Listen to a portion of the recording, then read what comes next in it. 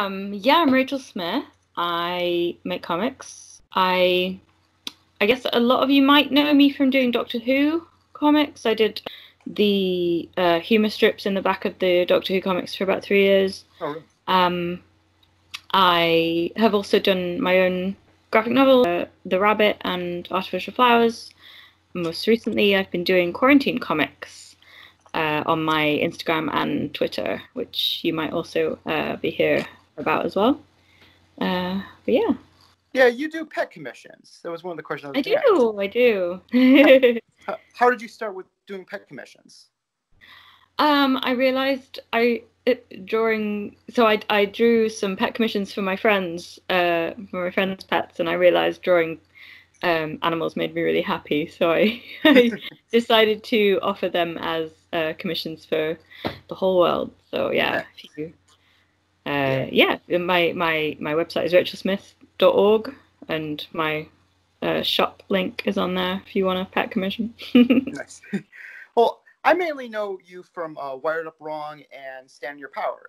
I know you as someone who does comic strips about mental health. That's how I'm familiar with the work, or primarily about mental health. And well, so how much are they autobiographical, or how much is fiction, or is it just all real? I am very honest in my autobio stuff. My mum would probably say I'm a bit too honest, but yeah, Wired Up Wrong and Stand in Your Power are very honest accounts of going through life with depression and anxiety. They're also very funny. I always make them sound really bleak, but they're very funny. Wired Up Wrong is sort of just general going through life with depression, whereas Stand in Your Power is going through a breakup. So slightly more niche, but both very, very relatable, I think. Even if you don't have depression, I think you maybe know someone with depression, and they're very relatable, I think. They are very, very kind of devastatingly honest, I would say. So yeah, I don't make stuff up really for those ones. So you've actually included a disclaimer once about how you're not a mental health professional, and you're an artist.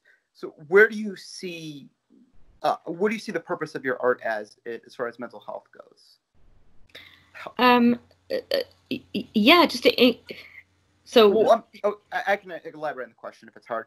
Like, do you see it as helping others cope, or is it just more cathartic for yourself? Or, it's helped. I mean, it's helped me laugh through problems I've had. So, that's great.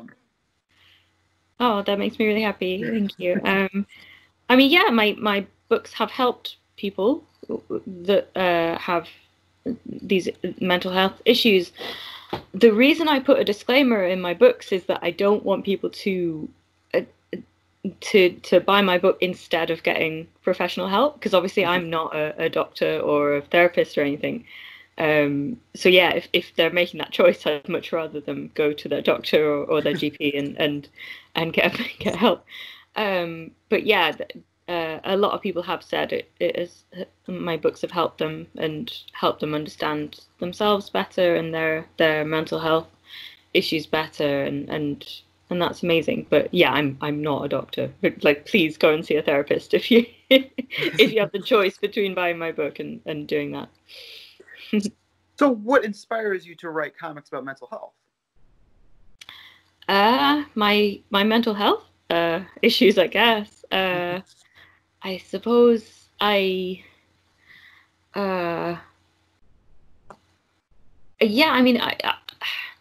guess I've always found comics an amazing way to communicate with the world. Like, I've always loved writing, and I've always loved drawing, and comics are a perfect marriage between those two things. And I've always loved autobio comics, and so I thought, well, I'll just start making them about my struggles, and maybe people will find something in that, and they did, like, a lot.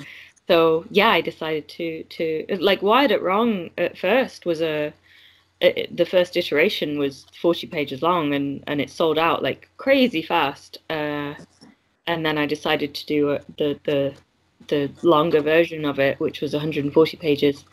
And yeah, it's been my best-selling book. So I just thought, well, people obviously like this, so I'll keep making stuff. As long as I have stuff to say about it, then I'll do it. So how'd you come up with the title Wired Up Wrong? It was something I thought about myself a long time ago. I've always felt like I wasn't quite wired up right, or wired up like other people. So yeah, but since making that title and publishing that book, a lot of people have said, I actually don't think I'm wired up right either. So I don't know, maybe no one's wired up right. Maybe there's not a right way to be wired, but yeah, it's just a feeling I had about myself. Yeah. So do you really have a cat named Rufus, or did you? I do. I have a cat named Rupert. He's out at the minute, otherwise I'd hold him up. But yeah, he is real. He's real. Yeah. How much are names change in your comics? Or all of your friends and your ex and stuff like that? Not. I've not changed any names. I don't think. No, I'm trying to think. I don't think I have. Yeah, they're all. Yeah, I don't say anyone's full name at any point, I don't think, but yeah. Yeah. So this might be more personal, and I could always cut it out, I suppose. But so Adam was a main character in your first book, Wired Up Wrong, and you even thanked him in the book, in the acknowledgments. And of course, the second book, which is kind of the sequel, Stand in Your Power, begins with your breakup with him. I guess, where does he, how does he view your work, or how does he view your second book?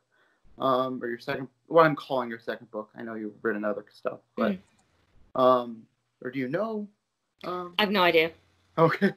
Yeah, I have no idea. Okay. We're not in touch. Okay. I wish him all the best, but yeah, we're not in touch. Okay. About my work. Yeah. So I really like the concept of Barky, and how he's kind of your thoughts and feelings you can't control, maybe your internal demons. And I'm not a big believer in artists explaining their art, because I do like things to be open interpretation. But still, nonetheless, tell me a little bit more about Barky and what he represents. Okay, so Barky, I came up with Barky when I was quite young, hence the slightly childish name. And he was the name I gave to the voices in my head, telling me that I was, not very good or worthless, or, not worth anyone's time. And I found it very cathartic and very useful to picture him as something outside of me. I liked that very much, and it made it easier to deal with if I pictured him as this creature that was, a part of me but was outside of me, wasn't in my head all the time. So yeah, that was how Barky was made. And he wasn't always a big he was, I think when I was a kid, he was just a big black shape, although Barky, he must have been a dog at some point. But I think it came from this, I think Churchill kind of coined the phrase, the big black dog being, part of your depression. But yeah, Barky was always this big sort of shape that would follow me around. And he's always, and in the comics, Barky kind of gets bigger if I'm struggling, and he gets smaller if I'm doing all right and stuff. So it became a very useful visual metaphor in the comics for whether I'm doing all right. So I don't, in the comics, I don't need to say, hey, I'm really struggling right now, because I could just draw Barky really big and then that's fine. Or and then more recently I made up Friendly, who is the white dog, and she's kind of the opposite, and she represents my common sense and me taking my medicine and talking to my friends, and yeah, so they're kind of the yin and yang of my mental health. And it's like I say, it's just quite a nice, useful visual metaphor for how I'm doing. Yeah, and staring down your demons and overcoming Barky. I like how Barky gets bigger and more snuggly when things are worse, and when you're because it's because it's like you're more leaning into those bad thoughts. Yeah, if he's more cuddly, then it means I'm kind of believing him, and I'm going, yeah, you're right. I'm gonna lie in your fur for a while and snuggle up with you, and this is fine. So, what are some of your influences? Oh golly, Kate Beaton is a huge one. I probably wouldn't be doing comics if not for her. James Kachalka for his autobio stuff. Mark Ellaby as well. I get compared to him quite a lot, which I take as a huge compliment. Brian Lee O'Malley as well. But yeah, other than comics, I mean, I read a lot of novels, not just comics, and I play a lot of video games, and and I watch a lot of films. I try and have stories told to me as much as possible. Not. I mean, I'd love to just read comics all the time forever, but yeah, I try and absorb a lot of stories all the time. I think that makes my writing a lot richer. So yeah. So how did you go about drawing yourself in the comic? I mean, I don't think I look a lot like my drawings of myself. I don't know. That's an odd question. I've drawn my own face so many times. I think it's just, and I've changed my hair a lot since I've drawn myself, but I just I draw it the same way for forever and ever. I don't know. It's more like just an avatar that I draw now that people recognize as me in the comics. Yeah, if I draw other people, I think the other people look more like themselves in the real life than I do in the comic. But So tell me about your other comic. You said you worked on Doctor Who. Your other comics other than Wired Up Wrong and Stand Your Power and Quarantine Comics, which I'll ask you about. But what other stuff have you done? Ooh. Like all the other stuff. I can tell you about Quarantine Comics. Okay. That's a. Well, you said you worked on Doctor Who? Yeah, you want to know about Doctor Who? Yeah. Okay, so I got asked. I did the humor comics for Titan's 10th Doctor comics for 3 years, and that was every month for 3 years. So it was like a one or two pages at the back of the 10th Doctor comics. And you can see some of them on my website, and yeah, they were just like a little funny adventure that you have at the end of the comic, and that was a really nice thing to do. Like, it was very hard to come up with like a joke in a page, a beginning, a middle, and an end, but it was really good for me. It was good flexing of the storytelling muscles. I really enjoyed that project, and I was very lucky that it went on for so long. But yeah. So tell me about Quarantine Comics. Quarantine Comics. So I'm still doing that now. And I started Quarantine Comics at the start of lockdown for the UK, which was the 23rd of March. And yeah, I've done at least one comic strip every day about how I'm feeling about lockdown and quarantine and the virus and everything, and how I'm getting on with my friends and loved ones. And they're very short. My rules are they have to fit on a piece of A4 paper, and so they're the most. I think the most they've ever been is 6 panels. But yeah, and you can see those. They're all black and white and very very simple. And I put them on my Twitter, my Instagram, and my Facebook. And yeah, again, if you go to rachelsmith.org, all my social media things are there. You can go on there and find them. But yeah, that it's been quite cathartic for me to do the quarantine comics.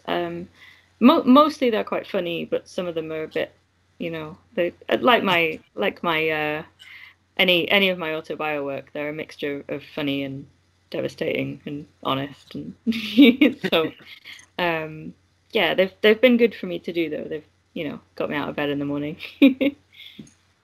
And there's going to be a book collection of them, right? There will be a book collection. Yeah, I have no idea when that'll be or what publisher it'll be with, but yeah, I do want to collect them when all this is over. So okay. Yeah, again, if you go to my Twitter, there's a mailing list you can sign up for, and you can sign up for that, and then you'll be the first to know when the book is out. Okay. Mm-hmm. Do you plan on doing a Kickstarter for it, or? I don't know. I've not decided. Sorry, I don't know if it'll be with a publisher or a Kickstarter or something like that. I don't know. So what do you love about comics? Oh, well, like I said, I've always loved drawing and I've always loved telling stories. So they're the perfect marriage of those two things.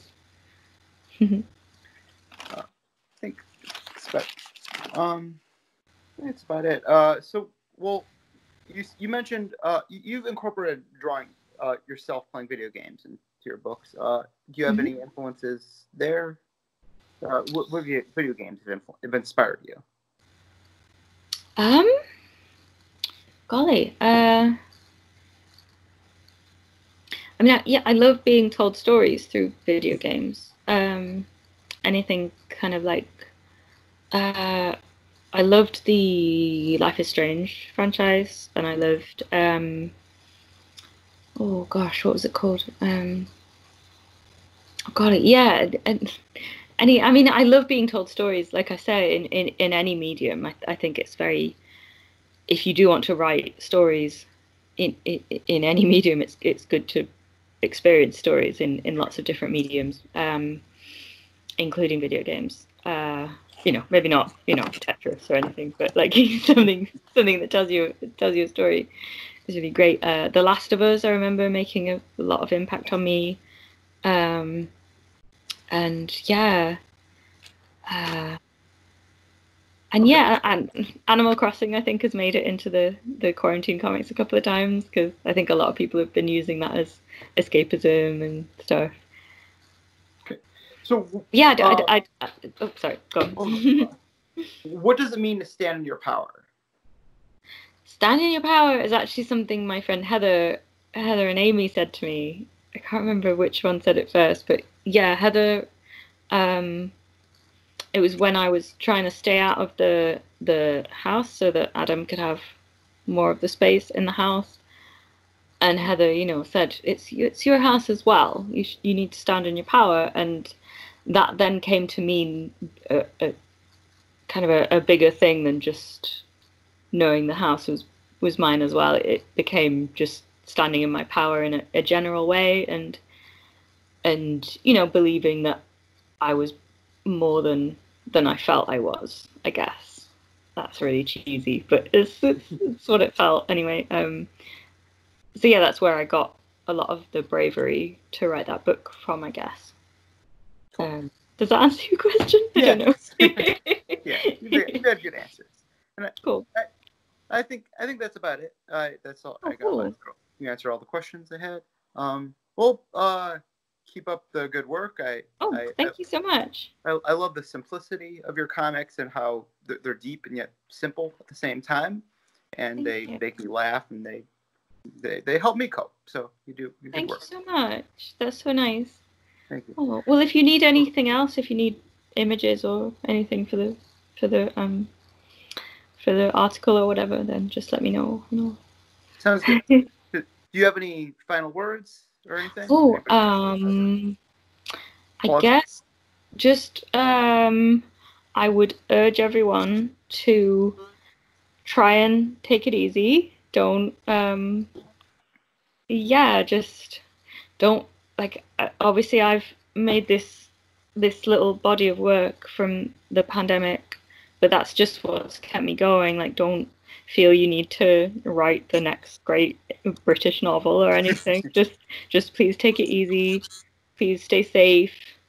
Please wear a mask, and please stay in when you can. And yeah, enjoy your loved ones and your friends. I think that's what I want to say to people.